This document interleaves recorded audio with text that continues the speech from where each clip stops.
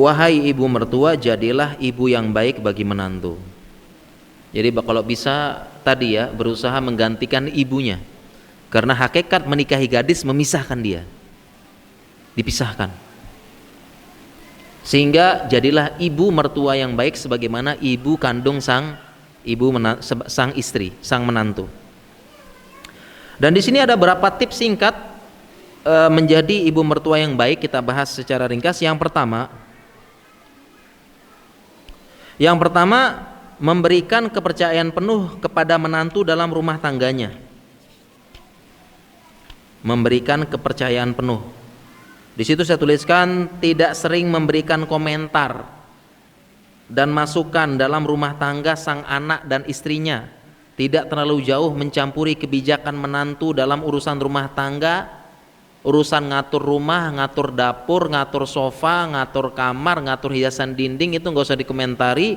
Jangan terlalu banyak ikut campur kebijakan, apalagi terlalu turut campur dalam kebijakan mendidik anak. Tidak boleh. Dan kalau kita bahas fikihnya, ini tidak boleh secara syariat, ingat. Ini mohon maaf ya, berarti ibu mertua dan calon ibu mertua, para suami, ya, ini secara fikihnya tidak boleh orang lain, termasuk ibu mertua ataupun mertua siapapun itu, ikut campur dalam urusan rumah tangga orang lain. Dalam pengaturan rumah, dalam pengaturan sofa dan sebagainya tidak boleh ikut campur. Apalagi dalam kebijakan mendidik anak, ini nggak boleh nih. Ya, mendidik anak nggak boleh ikut campur. Cara mendidik anak begini dan sebagainya. Mengapa demikian? Ini ada kita bahas fikihnya ya. Ada hadisnya, ada dalilnya. Dalilnya apa? Dalilnya adalah hadis Nabi SAW. Beliau bersabda, wal mar'atu ra'iyatun ala ahli baiti zaujiha wa waladihi. Ini perhatikan hadisnya, dihafalin ya. Para istri hafalin hadis ini. Ini dalil bahwasanya siapapun itu termasuk ibu mertua tidak boleh ikut campur dalam kebijakan rumah tangga, pengaturan rumah dan cara mendidik anak. Dalilnya ini, wal mar'atu ra'iyah, yang namanya istri itu ra'iyah, bertanggung jawab. Ala ahli baiti zaujiha, bertanggung jawab terhadap rumah suaminya dan bertanggung jawab terhadap waladihi, dan bertanggung jawab terhadap anaknya suami. Dan hadis ini disebutkan tentang ra'iyah. Ra'i secara bahasa itu artinya pengembala. Karena hadis ini lengkap, lengkap hadis ini adalah inna likulli ra'in himan. Sesungguhnya setiap pengembala itu ada himan. Apa himan itu? Himan itu adalah daerah gembalaan. Jadi zaman dulu kala itu ada daerah gembalaan. Masing-masing gembala itu sudah matok-matoknya, ini daerah gembalaan saya, ini daerah gembalaan saya, ini daerah gembalaan saya. Nah, setiap ro'i bahasa Arabnya itu pengembala. Makanya ini diserap dalam bahasa Indonesia ro'iyah, rakyat yang diatur. Seperti itu. Nah, jadi ibaratnya ada himan, ada daerah masing-masing, kekuasaan. Nah, kalau sudah dibagi-bagi seperti itu, ya tidak boleh masuk ke daerah himan yang lain. Jadi pengembala ini nggak boleh masuk ke daerah kekuasaan pengembala yang ini. Jadi dia nggak boleh bawa kambingnya, untanya, nggak boleh dibawa ke daerah itu, karena itu daerah kekuasaan dia. Itu maksudnya dengan ra'iyah. Nah, hadis ini disebutkan al-mar'atu ra'iyatun. Seorang istri itu dia punya kekuasaan di mana ala ahli baiti zaujiha, di rumah suaminya, wa waladihi, dan anak-anaknya. Sehingga hadis ini fikihnya bahwasanya siapapun itu tidak boleh ikut campur, tidak boleh mencampuri urusan rumah tangga orang lain, termasuk ibu mertua. Ini tidak boleh. Apalagi dalam hal mendidik anak. Oh, kadang-kadang tuh juga gemes ya, ibu mertua juga gemes ya. Pokoknya anaknya begini loh, kok cara nyusuinnya begitu, cara yang benar begini, cara pakai popoknya begini, oh cara tidurnya begini dong, bukan begitu. Ibu udah pengalaman ini, nggak boleh. Itu tidak boleh. Yang boleh hanyalah memberikan masukan, memberikan nasihat, dengan cara yang baik. Tidak boleh. Ini perhatikan, ini fikihnya. Kemudian yang kedua, poin yang kedua, tidak terlalu sering memberikan nasihat, apalagi kalau tidak diminta. Jadi ibu mertua tidak boleh terlalu sering memberikan nasihat, apalagi tidak diminta. Jadi memang benar ya, ibu mertua itu sudah berpengalaman ngurus rumah tangga dan sudah pengalaman menghadapi berbagai macam urusan rumah tangga. Nah, ketika ibu mertua datang main-main ke rumahnya sang anak, dia lihatlah rumah, dia lihatlah begini, dapur. Tiba-tiba, kalau sebelumnya kan ngatur-ngatur, sekarang memberikan nasihat. Tapi nasihatnya keseringan. Oh, ini pengalaman ibu, oh ini raknya jangan begini nih, kasurnya begini, sofanya bagusnya begini. Main-main. Ya, terlalu sering memberikan nasihat. Pengalaman ibu begini, begitu juga ngatur anak. Pengalaman ibu orang-orang dulu begini, terlalu sering, apalagi nggak diminta seperti itu. Jadi setiap kali datang ke rumah sang anak selalu ada nasihat. Ya, jadi memang nasihat itu bagus, tapi kalau terlalu sering menyebabkan anak, terutama menantu, justru merasa disindir, bahkan dihakimi. Ya. Jadi ibu mertua nggak usah tadi kan ngatur-ngatur jelas nggak boleh ya. Nah ini terlalu sering kasih nasihat nggak boleh juga.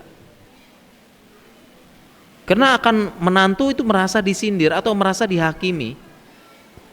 Setiap kali main ke rumahnya menantu, rumah anaknya, itu tiba-tiba nasihat, kasih tahu, kasih begini. Ini namanya nyindir. Apalagi nasihat khusus itu disampaikan untuk menantu dari ibu mertua langsung di depan suaminya dan terjadi berkali-kali. Jadi nasihatnya itu di depan suaminya dan terjadi berkali-kali. Ini loh, ya cara ngatur sofanya begini di depan suaminya. Kalau seperti ini bukan nasihat, tetapi sindiran. Ya, sindiran ini nggak boleh seperti ini. Dan di situ di halaman 9 saya sampaikan ucapan Imam Syafi'i tentang nasihatnya. Nasihat itu nggak boleh sering-sering dan tidak boleh di depan orang. Imam Syafi'i mengatakan ta'amadani binus hika fingfirodi. Kalau mau nasihat, kasih nasihat pas sendiri. Wajudubni nasihata fil jamaah. Jangan kasih nasihat pas ada orang. Fa'innan husha bainan nas, karena yang namanya nasihat di depan orang lain, naun minat taubih. Ini namanya penghinaan. La arda istima'ahu, saya tidak ridho dengernya. Ya, jadi tidak boleh seperti itu. Ya, tidak boleh. Ya, jadi tadi poinnya udah dapat ya, tidak boleh ikut campur dan tidak boleh terlalu sering nasihat, main-main ke rumah anak. Kemudian poin yang ketiga, menghormati privasi keluarga anak dan menantu, ini wajib. Dan tidak boleh kepo cari informasi tentang rumah tangga anaknya, tanya-tanya, cari informasi dan sebagainya. Ini nggak boleh. Itu poin yang ketiga. Kemudian poin yang keempat, berusaha menerima menantu apa adanya. Jadi jangan terlalu berharap menantunya sempurna, lalu membandingkan dengan keadaan dia yang sekarang, yang udah pengalaman. Jadi nanti kita pelajari ya, kita jelas. Jadi psikologinya ibu mertua itu, dia itu membandingkan istrinya yang baru, dia membandingkan menantunya yang baru jadi istri. Dia bandingkan dengan dirinya yang sudah pengalaman jadi ibu mertua, mungkin ya berpuluh-puluh tahun. Jadi dia bandingkan sama dirinya.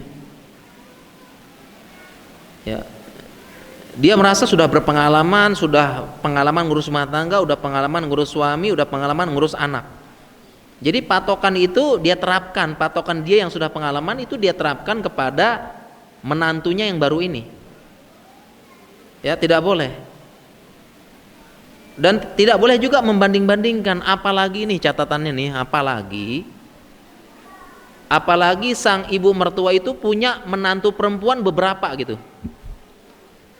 Ibu mertua punya menantu perempuan 4, udah dibanding-bandingkan semuanya tuh. Oh yang ini bagus, ini gini. Waduh, udah. Jadi jangan menuntut sempurna dan jangan banding-bandingkan. Kemudian poin yang kelima, tidak terlalu sering memberikan hadiah dan bantuan. Ya, karena memang hadiah itu bagus, dilatar belakangi oleh kasih sayang, tapi kalau terlalu sering ini dianggap berpotensi dianggap sebagai intervensi terhadap rumah sang anak. Contoh misalnya ya, contoh paling sering ya. Contoh paling sering, ibu mertua terlalu sering ngirim makanan. Ya. Jadi ibu mertua sering kirim makanan ke rumah anaknya, rumah menantunya. Mungkin dia sayang gitu ya, dia sayang. Tapi terlalu sering, ini beda penanggapan dari sang menantu perempuan, namanya juga perempuan, main perasaan ya. Ini kok ibu sering kasih hadiah makanan. Dan bisa jadi menantu perempuannya ini merasa tersindir, jangan-jangan masakan saya kurang enak, jangan-jangan saya kurang bisa masak. Jangan-jangan saya tidak bisa masak untuk suami. Karena dulu sang ibu sering masakin masakan untuk anaknya. Sekarang saya yang masakin, jangan-jangan gak cocok. Jangan-jangan suami saya pernah ngeluh ke ibu, masakan istri gak cocok, gak sesuai dengan masakan ibu. Kan itu yang ada di pikiran perempuan. Namanya juga main perasaan. Nah, makanya poin kelima ini tidak boleh terlalu sering memberikan hadiah, bantuan dan sebagainya. Kemudian memberikan makanan.